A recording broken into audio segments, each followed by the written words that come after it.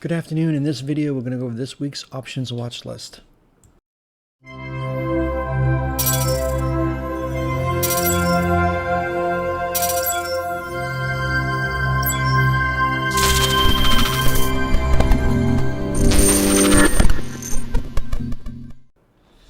Before I get into the watch list, it's going to be a short week this week. Friday we have off. Christmas is on Saturday.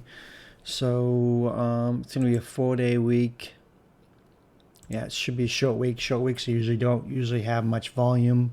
A lot of the hedge funds and big people are going to probably be out most of this week, if not all of it. So I don't expect too much to happen, but you never know. But anyways, please subscribe to the channel if you've done so already and like the video. These take a while to make.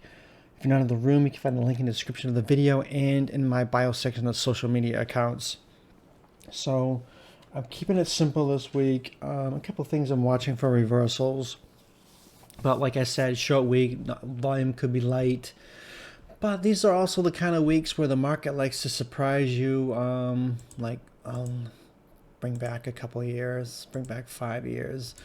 Where is this? Right here. I think this was the year that it bounced on the day after Christmas, no, Christmas Eve.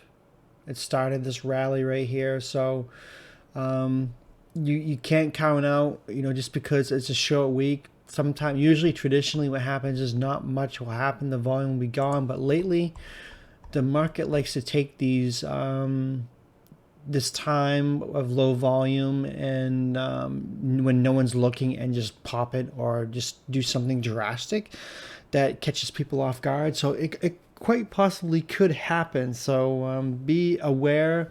Just because many are gone doesn't mean the market can't freak out in any direction. So you just gotta understand that. Now, you had a drop on Thursday and Friday, the day after FOMC. So we could go lower. So I'd watch it in actually either direction underneath this 459. 460 level is pretty big. It gets under that, it will probably end up filling the, well, there's no gap right down here. There's a wick right there. But we could end up coming back down to the 450 level again if we have any real significant drop. But I would watch SPY in either direction. I did look at the economic calendar this week and don't see anything on it. I checked yesterday. Let me check again right now and make sure nothing popped up in the last couple days. Let's see. Monday, really nothing. No Powell, no Yellen. No, it's going to be a quiet week. Yeah, not much to worry about as far as the economic calendar. But, you never know. They could pop up and say, oh, we're going to have a press conference or something. But as of right now, there's nothing. So, yeah, definitely watch SPY underneath the 460 level for a push to 450. And if it does manage to get over the 464, 465 area, it's probably going to end up going back up to all-time high. SPY could go either way. Could gap and grind. Could just do nothing, could chop all week long, or we could see a massive pop or drop. So that's why you need to be in the room. I will base what my trades are, what happens overnight, and what pre-market looks like, and how it's shaping up in the morning. So it's better just to do it that way than kind of predict which way SPY is going to go. I mean, right now, SPY is kind of inverted head and shoulders right here. You get the left shoulder, you get the head, and possible right shoulder. If it does manage to bounce on Monday and Tuesday and get over this 465 area right here, that it could definitely have a large pop over 470 to 475, even 480. I mean, you can't underestimate SPY and its ridiculousness.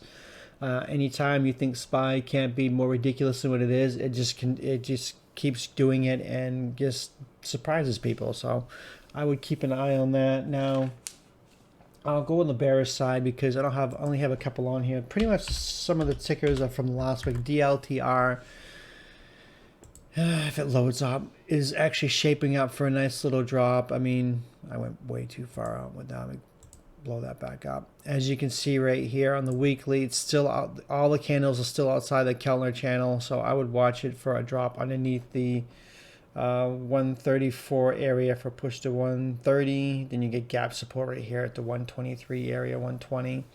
So that will likely end up holding. That usually doesn't fall through and fill the gap in the first shot. So I would definitely watch DLTR for a short. QCOM is another one.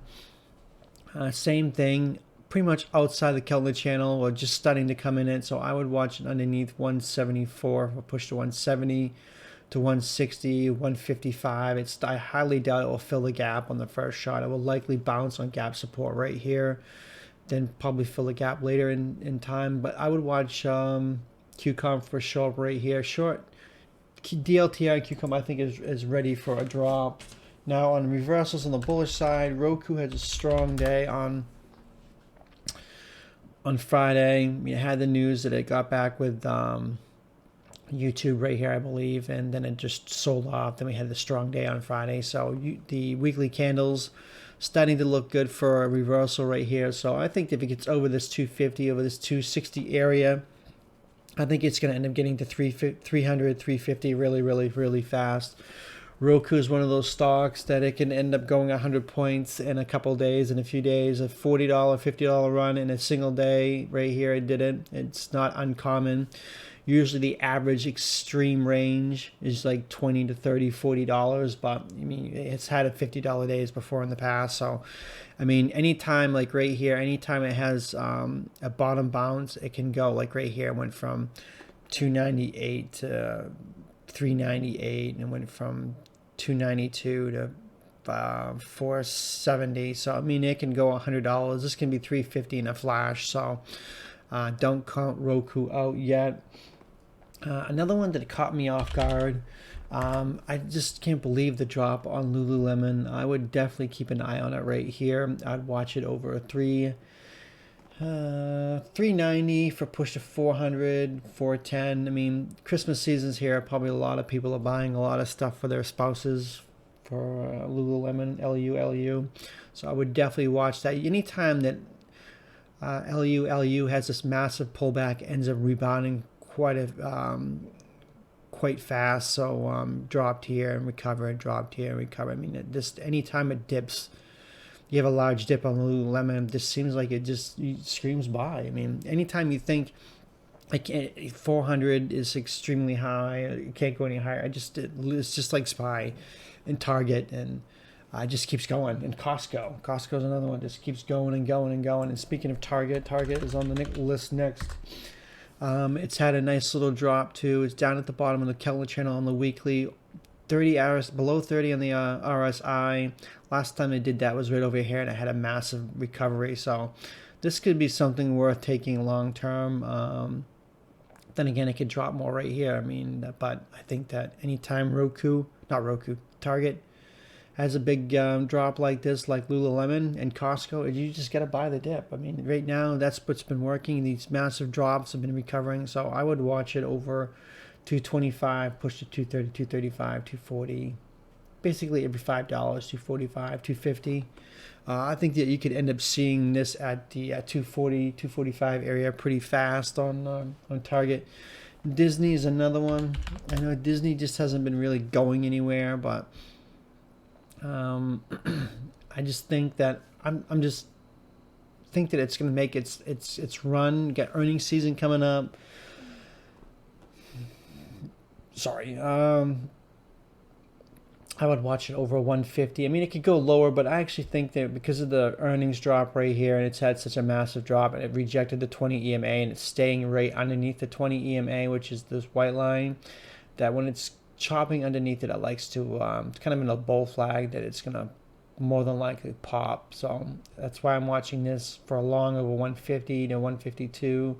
154, 156 for a push to, gap resistance right here is 163, 164. I don't think it's going to break it on the first shot. So that's a number I would keep an eye on for Disney if it does bounce. Another one, SPLK, which is Splunk. This thing has just been getting hammered on. It did find a little bit of a bounce on Friday.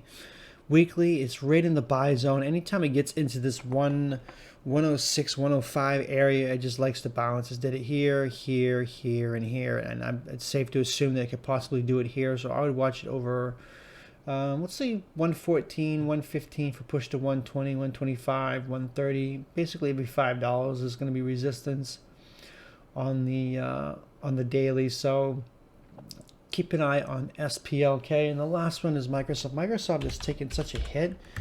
It doesn't like to dip that much on Microsoft. So, and it had a nice little bottom bounce on the bottom of the Keltner channel on the daily. So I would watch it over 325, push to 330, 335. If it gets over 335, it's probably going to push to 340. Microsoft could definitely have a nice bounce. Strong move this week. And like I said earlier in the video, just because it's a short week doesn't mean it's going to chop. It could chop. More than likely it does. But once in a while, things could surprise you. We could have massive pops and catch people off guard. So that's all I have on the watch list. I'm going to keep it simple. I'll probably play SPY a lot this week, SPX a lot this week, and trade what the pre-market gives me and go based off that. That's why I need to be in the room to understand what my plays are going to be for the day. And that's going to do it. Thanks for watching.